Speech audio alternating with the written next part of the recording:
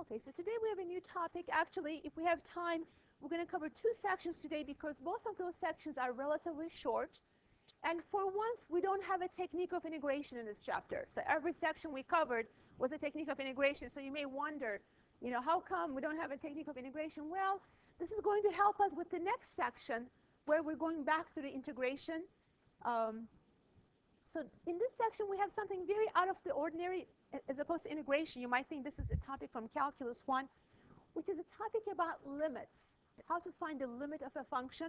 But you're going to see that this topic will be used in the very next section. And here is what L'Hopital's rules say. By the way, L'Hopital was a famous mathematician. He's credited with writing the first calculus book ever. And it said that actually he wasn't the one who came up with this rule. It was another famous mathematician of the time, John Bernoulli. But somehow he was the first one who published it, so for some reason he ended up having the name attributed to him of this rule called L'Hopital's rule. Again, it's a rule about finding limits. And it says the following: if you have two functions f and g, both are differentiable functions, and if you happen to know that the limit as x goes to c of f over g is either 0 over 0 or infinity over infinity, it has to be one of these two forms, then it says you can actually find the limit by a rather unorthodox method, which is you differentiate the top separately, you differentiate the bottom separately. This is not the quotient rule, right? You just differentiate the top separately and the bottom separately, and then try to take the limit again. If you still have 0 over 0 or infinity over infinity, you can go one more step, and basically you can apply this rule as many times as necessary until you get out of 0 over 0 or infinity over infinity. By the way, does anybody remember what this is called? If you see a 0 over 0 limit or infinity over infinity, it had a special name, indeterminate, right? That meant the answer is not obvious right away. We've got to do more work to get rid of the indeterminate form to find the real answer. And I'm going to try to show you a pretty easy way of proving this, but it relies on remembering something from Calculus 1. So here's a intuitive proof, and your book has a much more complicated and involved proof for this in the appendix. But I'm going to try to show you that if you have limit as x goes to c of f of x over g of x, and since by assumption this is like 0 over 0 or infinity over infinity, at the moment let me assume that this is 0 over 0. So at the moment let me assume that f of c is equal to what? 0. And also assume that g of c is equal to 0. So we're going to just prove the case of 0 over 0. So in the beginning, we're going to assume that these two conditions are met. Now, it's something that we have seen in Calc 1. Would not spend all that time on it. However, for points close to c, because x is approaching to c, so we are really dealing with points that are close to c. So for points that are close to c, let's see if we can think of a way of writing f of x. This is called linearization, or a linear approximation, or approximation by a tangent line. So the function can be written as f of c plus, does anybody remember what the function is equal to for points close to c using linearization? F prime of c times x minus c. If we look at a graph to try to understand what's happening here, so say this is your function f of x, and let's say this is your tangent line at the point c. This is your tangent line. And what is the slope of the tangent line? It will be f prime of c, right? The slope of the tangent line is f prime of c. So if you're trying to approximate what happens a little bit away from the point c, say this at this point, what happens to the function? What is the function value right there at this point? You can actually estimate it. You can say that's going to be f of c, whatever it was right here, plus, because remember, f prime of c gives you the rate of change of the function over that interval. So if you look at how far you went and multiply it by the rate of change of the function in that little area, you actually get the function value at that nearby point. Now let me remind you how we had used this in Calc 1. Okay. For example, we did some examples where let's say that you knew that for a person who was 150 pounds, let's say that 5 milligrams of a medication had to be administered. Remember a problem like this? For a person who was 150 pounds, 5 milligrams had to be administered. Then we were also given that f prime of 150, the rate of change of dosage per pound was, let's say, 1 milligram. Or make it 2 milligrams to make it more interesting. Then I would ask you something like, okay, how about f of 155? How many milligrams of medication should we administer for somebody who is 155 pounds? So you start with 5 because you already know the function value at 150 pounds, right? And for each additional increase in pounds, you should increase the medication by 2 milligrams. Actually, the unit should be 2 milligrams per pound, right, over here. So for somebody who's 155 pounds, the dosage should be 5 plus. How many units did we go away from the original value? 5. And for each one, it should increase by 2 milligrams per pound, right? So the answer will be 15, right? So this is actually exactly the same thing as we have over here. You start with the base value. Here, f of c would be your 5 milligrams plus f prime is your 2 milligram per pound. And x minus c is how much additional points did you move away? We moved away 5 additional pounds in that case. So basically, you're using linearization to estimate the function. And the further away you go from 150, the worse off the estimation is basically. So the line that I have here is the linearization for f of x. And you could write something similar for g of x. G of x for points around c can be written as g of c plus, what will it be by the same idea? Look at the line above. For the function f of x, I had f prime of c, right? So for the function g of x, I will have g prime of c times x minus c, right? And since we're trying to find this limit above here, we're trying to find out what this limit is. Basically, where you see f of x, put its equivalent, and where you see g of x, put its equivalent, and we will have the following.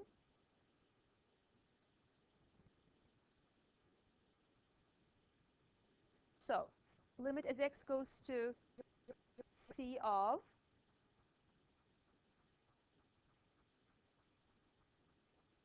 okay, for f of x, I'm going to write this long expression, which is f of c plus f prime of c times x minus c. And for the bottom, again, for points close to x equals to c, g of x is g of c plus g prime of c times x minus c. And I just erased something, which was our initial assumption. We had said assume, this should be in your notes, assume f of c is what? 0 and g of c is 0. So you see what will cancel in this case? F of c, this is going to be 0, and this is going to be 0, right? So we're left with f prime of c times x minus c and g prime of c times x minus c. Now do you see a cancellation there? We can cancel the x minus c's at this point. So we end up getting f prime of c divided by g prime of c.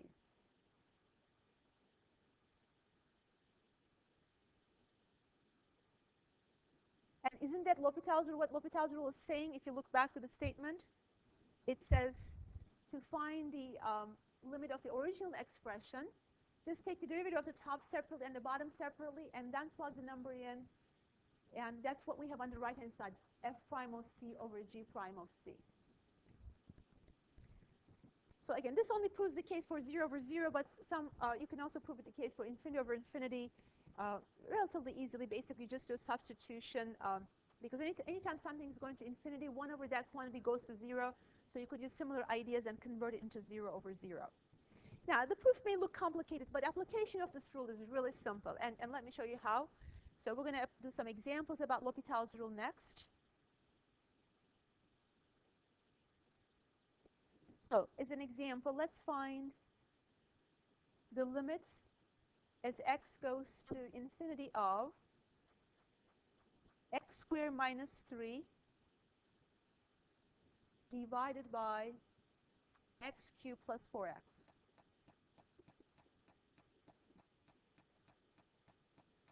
First of all, let's even forget about L'Hopital's rule for a minute. Could we have done this question in Calc 1? Easily, right? As x goes to infinity, we learned a rule, compare degree of the top with the degree of the bottom. Remember that rule? In this case, what would the answer be? 0. So in this case, you know another rule to find the limit. But in a few moments, I'm going to give you some questions where you really need L'Hopital's rule to find the answer. So let's get some practice right now with L'Hopital's rule and see if the answer is really 0. So if you let x go to infinity, you're going to have infinity over infinity to begin with, which means you can apply L'Hopital's rule. Now separately take the limit of the top and the bottom. In other words, I should have said take the derivative of the top and the bottom separately, because that's what the rule says, right? Okay, derivative of x squared minus 3 is 2x. Derivative of the bottom is 3x squared plus 4. We still have infinity over infinity, right? So you can apply the rule one more time. You still have infinity over infinity. Take the derivative of the top and bottom separately. And now what do we get? 2 over 6x. As x goes to infinity, the top is a constant. Bottom gets larger and larger, so the ratio is going to where? You have a number on the top over something that goes to infinity on the bottom. Where does the ratio go towards? 0, right? The bottom grows and the top is a constant. Therefore, the answer goes to 0. Just like we had guessed, the answer would be 0 using rules from Calc 1. Okay, let's do the following. Limit as x goes to infinity. Another example. Limit as x goes to infinity of ln x over x.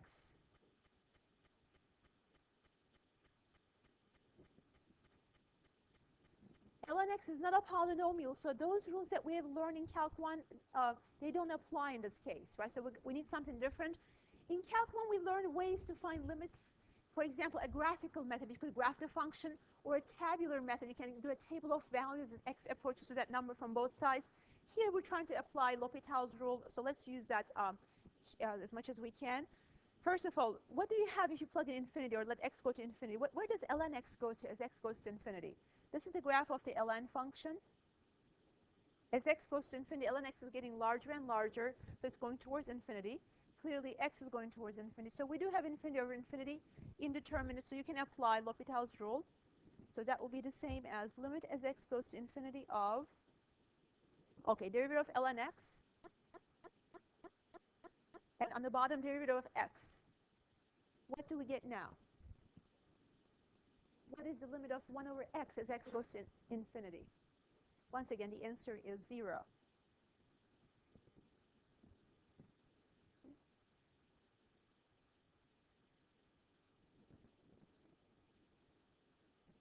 Okay, here's another example.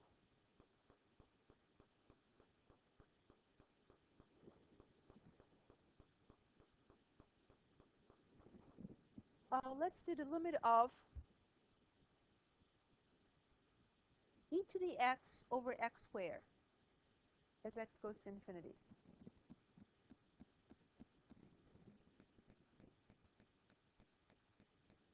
So how do we begin? If you let x go to infinity, the top is going to infinity, the bottom is going to infinity, right? So once again, we have infinity over infinity. That means you can apply L'Hopital's rule. So let's start differentiating the top and the bottom separately. Okay, derivative of the top, e to the x. Derivative of the bottom, 2x. What do we have right now? If you try to take the limit, infinity over infinity, we know if we take derivative one more time, we're going to lose the x on the bottom, so we know we're going in the right direction, so let's do that. Differentiate this one more time. So you have limit as x goes to infinity of e to the x divided by 2. And where does this go to as x goes towards infinity?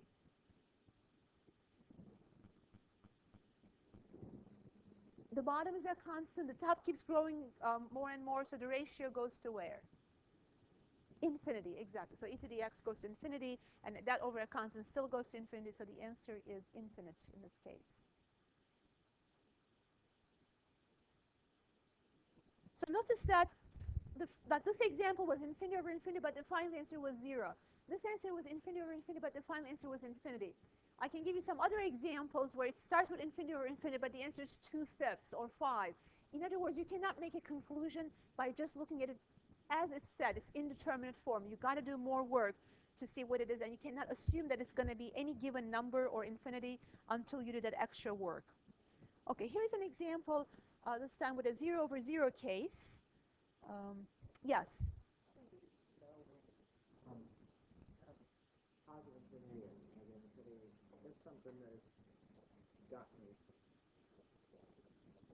Okay, I think you're talking about some cases where like x goes towards negative infinity, and that's like a totally different question. Yes, and we can look at it after class if you're interested. Right. Okay, let's do this one. Limit as t goes to 0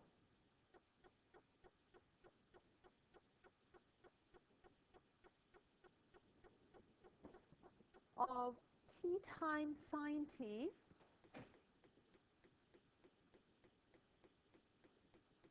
divided by 1 minus cosine t.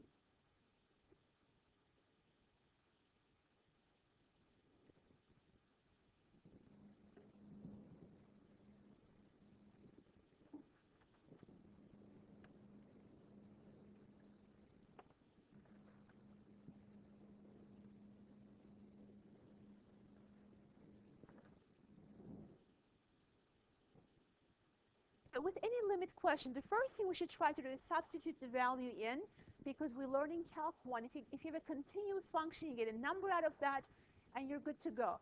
Only if you have like 0 over 0 or infinity over infinity, and there are some other indeterminate forms, which I'll go over with you today.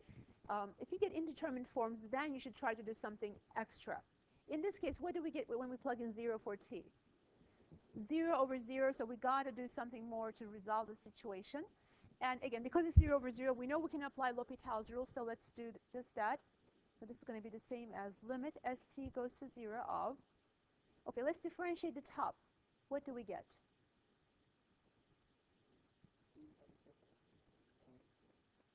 T times cosine t plus 1 times sine t, because we're using the product rule.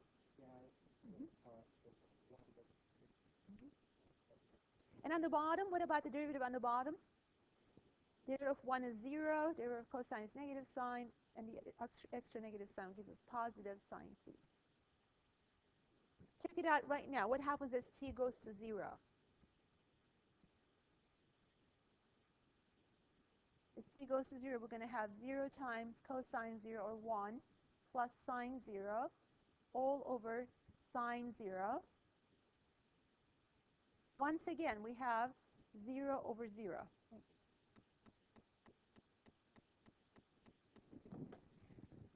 So we've learned this so far that if you still have 0 over 0, you can continue on. But if you don't have 0 over 0, if you have infinity or 0 or anything other than those two expressions, then you cannot continue with L'Hopital's rule. In this case, we can do it one more time. So let me give you a moment to do that. See if you can resolve it with that.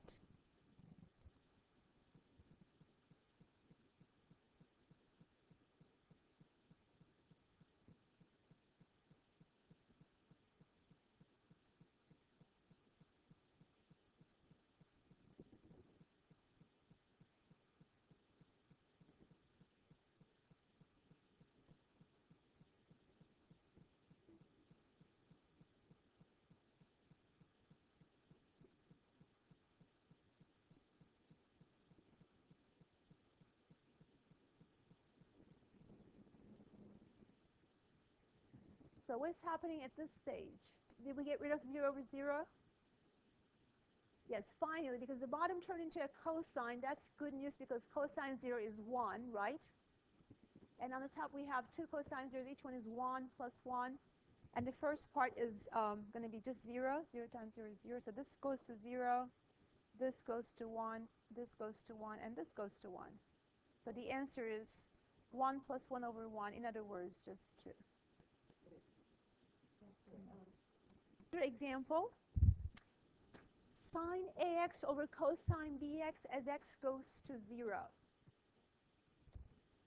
Actually, I'm sorry, I meant to write sine ax over sine bx, because otherwise, the way it's given right now, this would not be an indeterminate form.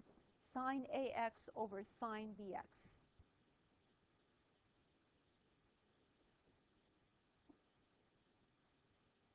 In that case, you have 0 over 0, and let me know what you're getting after you apply L'Hopital's rule. Please take a moment.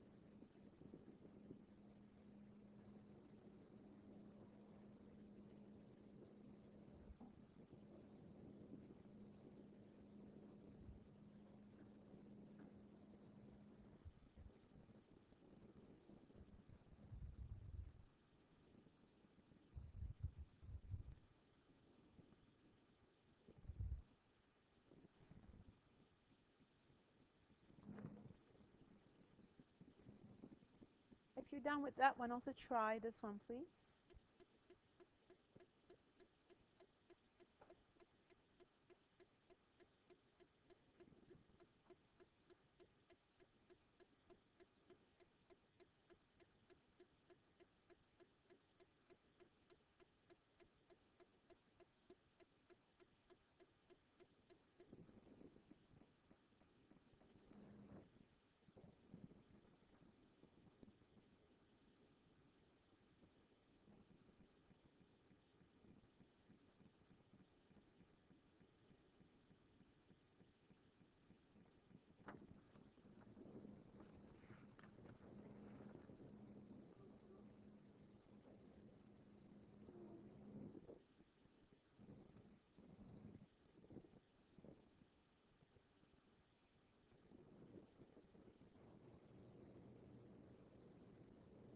Again, the top one starts with 0 over 0, right?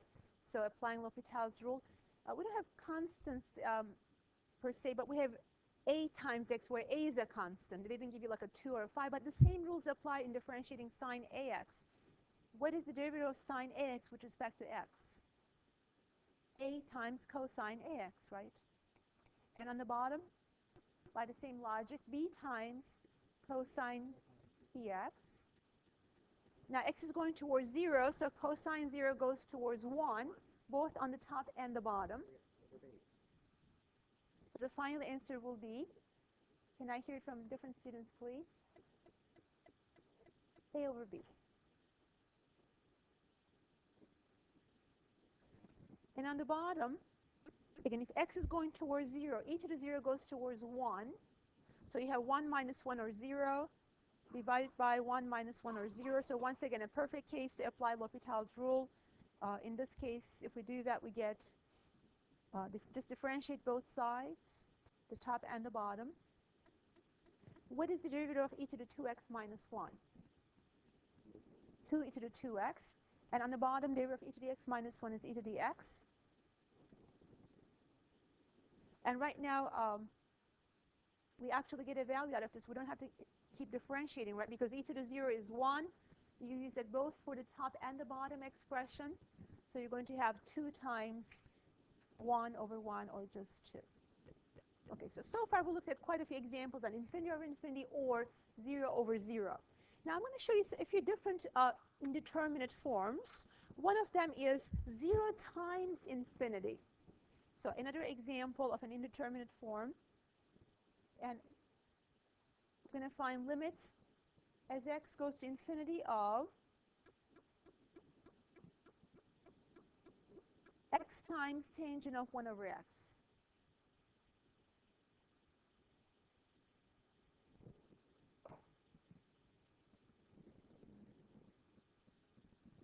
So first of all, let's determine where does this quantity approach as x goes towards infinity.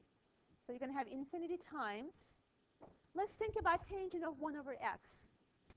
As x goes to infinity, where does 1 over x go towards? 0. And how about tangent of 0? it's good to know the graph of tangent x at least on the first period from negative pi over 2 to pi over 2. The graph of tangent x looks something like this, correct? So around the point 0, where is it approaching towards? 0. Tangent 0 is 0. So what you have here is infinity times 0. Okay. This is another indeterminate form. Think of this as two forces at play here. The infinity is trying to take the answer towards infinity because it's getting large so fast. And 0 times anything, the answer is 0. So that's trying to pull the answer towards 0. So you have two forces at odds in a sense. They're pulling them in different directions. That is why, in a sense, this is an indeterminate case. And just like any other indeterminate case, to find the answer, you cannot just memorize something. It's always going to be 0 or always going to be infinity. Basically, all that means is that it's going to be different in every situation. You've got to look at it case by case. But here is a good tip. When you have infinity times 0, you can always rewrite it as basically 0 over 0 as follows. Limit as x goes to infinity of tangent of 1 over x divided by something. Any suggestions? Instead of multiplying by x, I could divide by something. Divided by x to the negative 1, which is 1 over x, right? Think backwards. If you were to go from this step to the previous step, what would you do? You would multiply times x over 1, right? So you would get the previous step. In other words, multiplying by x is the same thing as dividing by 1 over x. Now, why was this helpful? Let's look at it one more time. Tangent of 1 over infinity, that's tangent of 0, that's going towards 0. And on the bottom, 1 over infinity, that's going towards 0 as well. So now we have changed infinity times 0 into 0 over 0. This is a pretty common trick you can do. Every time you see 0 times infinity, you can try to rewrite it as 0 over 0 or infinity over infinity. And now, which rule can be applied? L'Hopital's rule, right? Because remember, that only applies for 0 over 0 or infinity over infinity. But if you can put it into that format, then you can apply L'Hopital's rule. So let's apply L'Hopital's rule. Now, we've got to be a little bit extra careful in differentiating the top.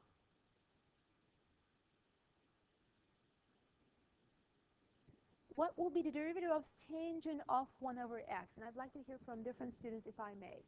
Tangent of 1 over x. How would we differentiate that? If it was just tangent x, what was the derivative?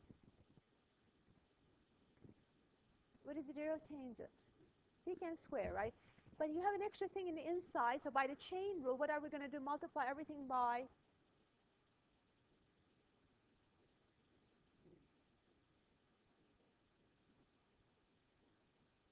the derivative of 1 over x, because of the chain rule, right? So first you differentiate the outside function, which is secant square of the same expression, secant square of 1 over x, and then we're going to multiply this by the derivative of the inside, which is negative 1 over x squared. And how about the bottom? What is the derivative of 1 over x in the bottom?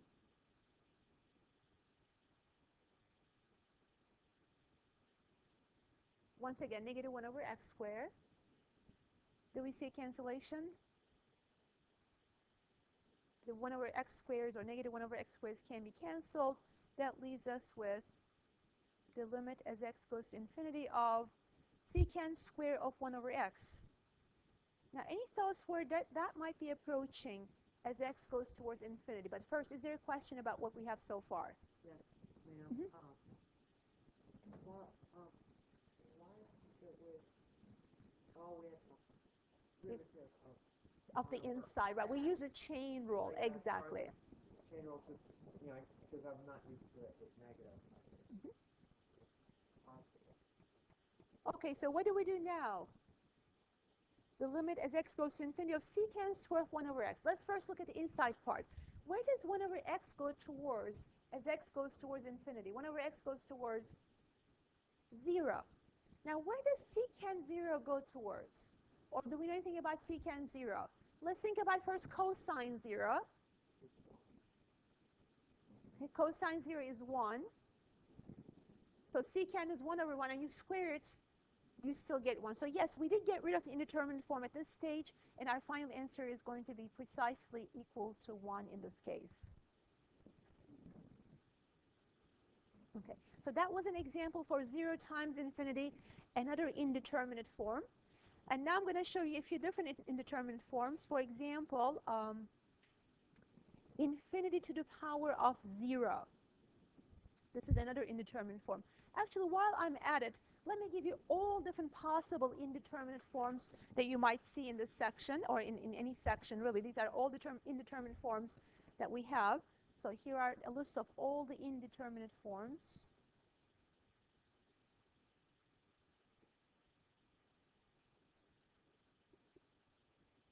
And we already know 0 over 0 is one of those. Infinity over infinity is another. And 0 times infinity we've seen is another one. And a few other ones are 1 to the power of infinity is known to be indeterminate. 0 to the power of 0. We also have infinity minus infinity.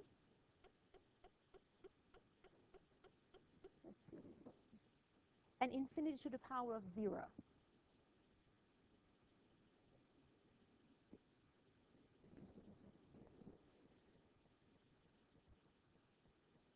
Okay, so we've done examples of the first 3 types. Now I'm going to try to show you some examples of the other types as well.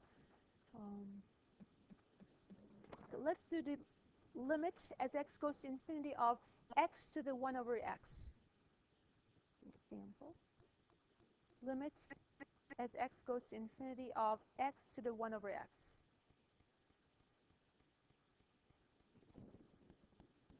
To begin with, what type of indeterminate form is this? The bottom is going towards infinity, right? And the top is going towards 0. So we have of the form infinity to the power of 0. And again, 2 forces are at play here. The bottom is getting larger and larger, so it's trying to take something towards infinity in a sense, right? And the power of 0, usually a finite number to the power of 0 is what? 1, right? So that's trying to take the answer towards 1. So, one is trying to take to infinity, one is trying to take 1. And it could be anything in between. And when we settle the case, we'll see in some cases, it may be infinity, some cases 1, some cases something in between. So let's see what happens in this case. Now, this is a very special case. It's very special because the base has a variable and the top has a variable. When you have this situation, you handle it as follows. You say, let y be equal to the given problem, x to the 1 over x. Then you apply ln to both sides. ln of y equals ln of the right-hand side. And you simplify the right-hand side.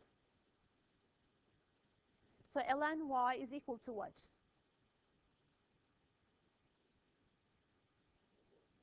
One over x times ln x by using a property of logs. 1 over x ln x. We brought the power down, right? And I can also write that as follows. ln y is equal to ln x over x, right?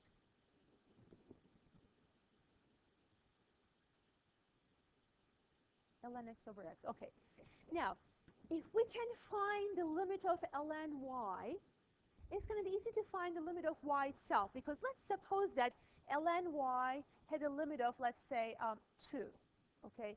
What would be the limit of actual expression y? If you know ln y is equal to 2, what is y? If ln y is equal to 2, exponentiate both sides, right?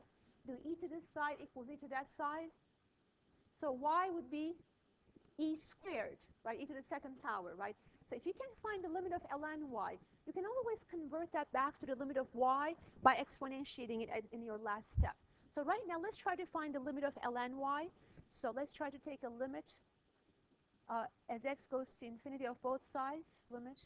Because remember, the original question was limit as x goes to infinity. So I'm taking a limit as x goes to infinity. And what does that give me on the right-hand side? ln x over x. Where does that go towards as x goes towards infinity?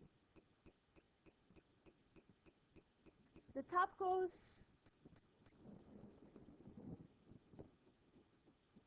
ln x, again, look at the graph. It keeps rising, right? So it's going towards infinity, right? And the bottom is going to infinity. We actually have done this question earlier, I believe, today, right? So we have infinity over infinity. Perfect case to apply L'Hopital's rule.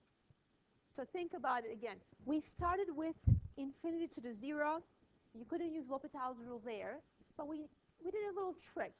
We applied ln function first, and rewrote everything. Now we have infinity over infinity, so now you can use L'Hopital's rule, and what does that give you? The derivative of the top is 1 over x, derivative of the bottom is 1. What is this limit? 0. So if ln y goes to 0, remember this is the limit of ln y. If ln y goes to 0, then the limit of y has to be what? E to the 0 or 1. So that means the original question, remember y was x to the 1 over x. So the original question, the limit of x to the 1 over x, has been now resolved to be 1. So in this case, it looks like the power of 0, 1, right? It took it towards 1.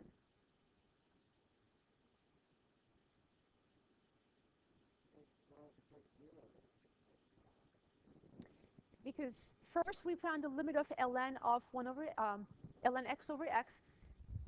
That quantity went to 0, right?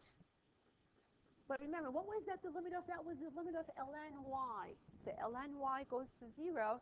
But we need to go back and answer the original question. And the original question was not the limit of ln of this quantity, but the limit of that plain quantity without the ln in it. So we had to convert everything back. Remember, we brought the ln into the equation. It's our job to get rid of the ln at the end of the problem. So we have to remember that extra step. If you know ln y goes to a number, then y goes to e to that number, in this case, e to the 0. Now, just to show you that, some students say, oh, the power was 0. Then we really have to do all this. Isn't the answer always going to go to 1? Let me show you an example where the answer does not go to 1. And this one you can just watch if you like. We don't even need any fancy techniques to do this one. Say you have the limit as x goes to infinity of, yes, e to the x to the power of 1 over x. I know we can simplify this, but just for the sake of the example, where does the bottom part approach in this case? Where does e to the x go as x goes to infinity? Think of the graph of e to the x, right? As x gets larger and larger, where does e to the x going towards? The y values. Where does e to the infinity go towards? Infinity, right? It keeps getting larger and larger. Okay, so the base, the part inside the parentheses is going towards infinity. And how about the top? Where does 1 over infinity go towards? Of course, 0, right? So once again, we have an example of the form infinity to the 0. Remember, our last example, the answer was 1, right? So one might wonder, well, is it always going to be 1?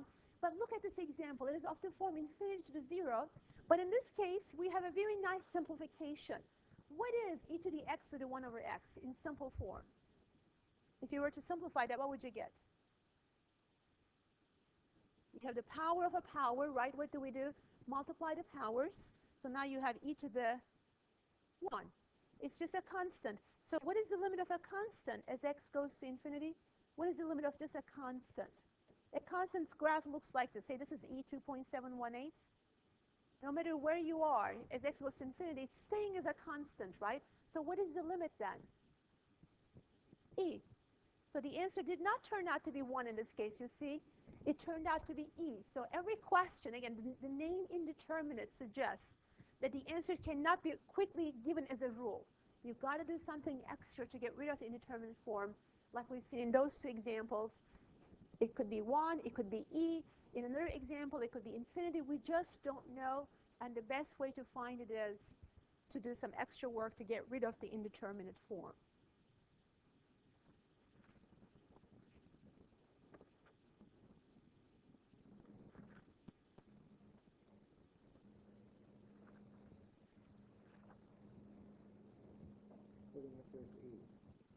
The answer to the last question is E. That is correct.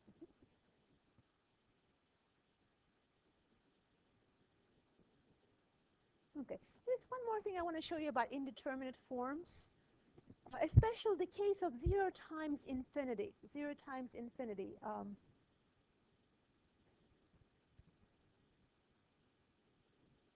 The indeterminate form 0 times infinity. We know this is indeterminate.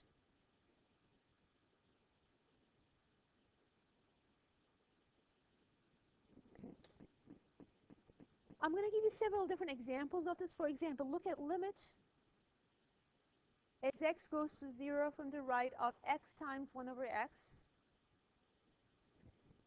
Several examples, and we're going to talk about all of them. Limit as x goes to 0 of x times 2 over x. Limit as x goes to infinity of x times 1 over e to the x. And finally, limit as x goes to infinity of e to the x times 1 over x. Let us look at every one of these cases in the beginning as just, is it like infinity over infinity, or what do you get when you let x go towards 0, let's say from the right-hand side in the first example? X is going towards 0, so the 0 times. How about 1 over x? Where does that go as x goes to 0 from the right? This is the graph of 1 over x, right? As x goes towards 0 from the right, where are the y values approaching?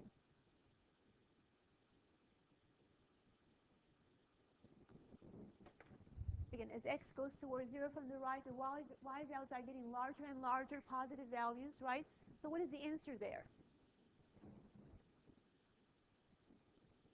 Infinity. So we have 0 times infinity. How about the next example? It's going to be very much the same, by 0 times infinity.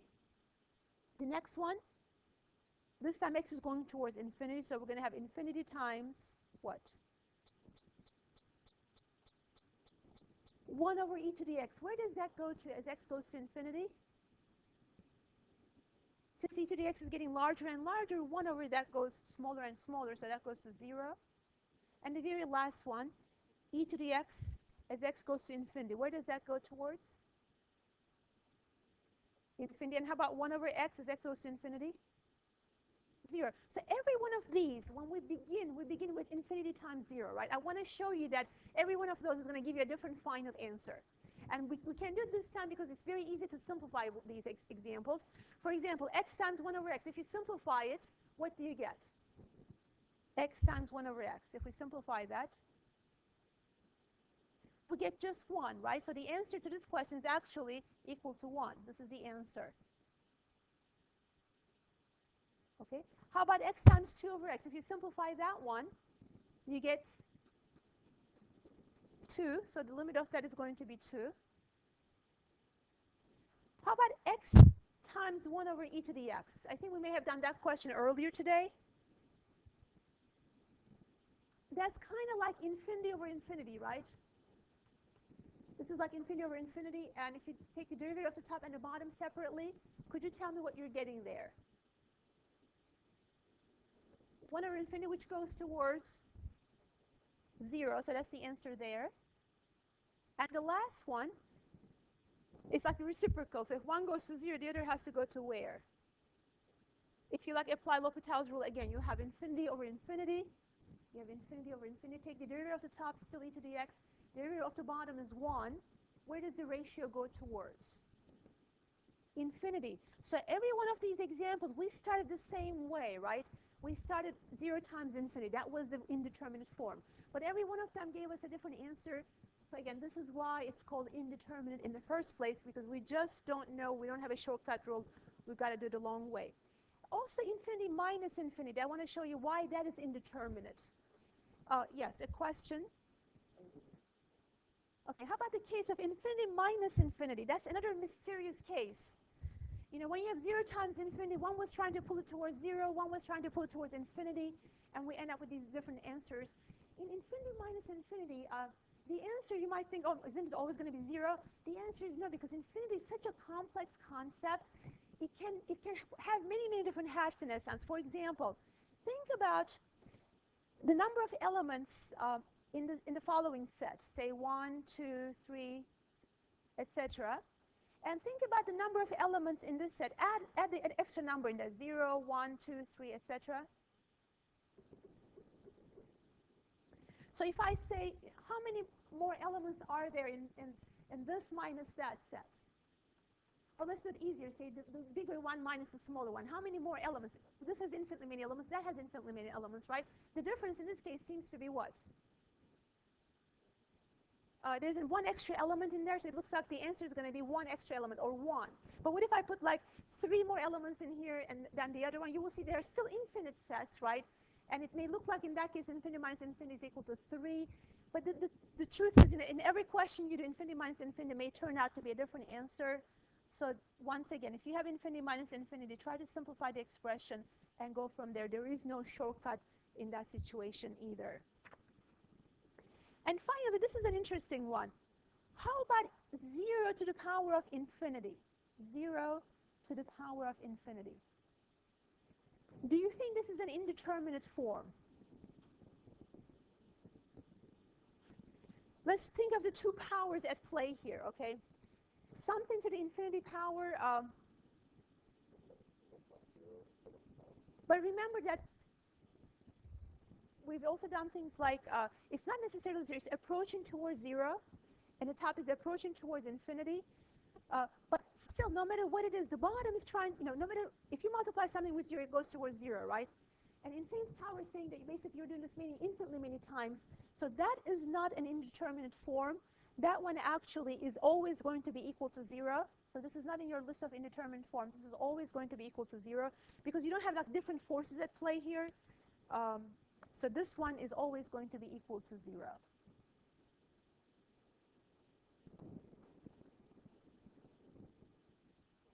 Okay. And this next question I'm going to ask you has nothing to do with indeterminate forms. However, it's a question you're going to face in the next section. You might as well see it right now. What do you think is this limit? Tangent inverse of x as x goes towards infinity. And you will also see the following. Limit of tangent inverse of x as x goes towards negative infinity. These two questions are going to pop up a lot in the next section. They have nothing to do with L'Hopital's rule, but let's just see how to handle these cases as well. When you're finding the first limit as x goes to infinity of tangent inverse of x, it's kind of like finding tangent inverse of infinity. Tangent inverse of infinity. So we ask ourselves, for which angle in radian measure is the tangent function approaching towards infinity? So as x goes to which number is tangent x approaching to infinity? Knowing the graph of tangent x is very helpful. Tangent x, at least over the first period from negative pi over 2 to pi over 2, looks something like this, correct? So if I'm trying to find tangent inverse of infinity in my first question, for which angle is the tangent function approaching towards infinity? As x goes to which angle? Pi over 2. So tangent inverse of infinity then is going to be pi over 2. Ask the same question, this time as x goes towards negative infinity. For which angle is the inverse tangent function approaching towards negative infinity? For which angle? One is the tangent function approaching towards negative infinity. For which value of x? As x approaches towards negative pi over 2. Now, I gave you the graph of tangent x because I think that's the easier one to remember. But there is also a graph of tangent inverse of x. And the graph of tangent inverse looks something like this.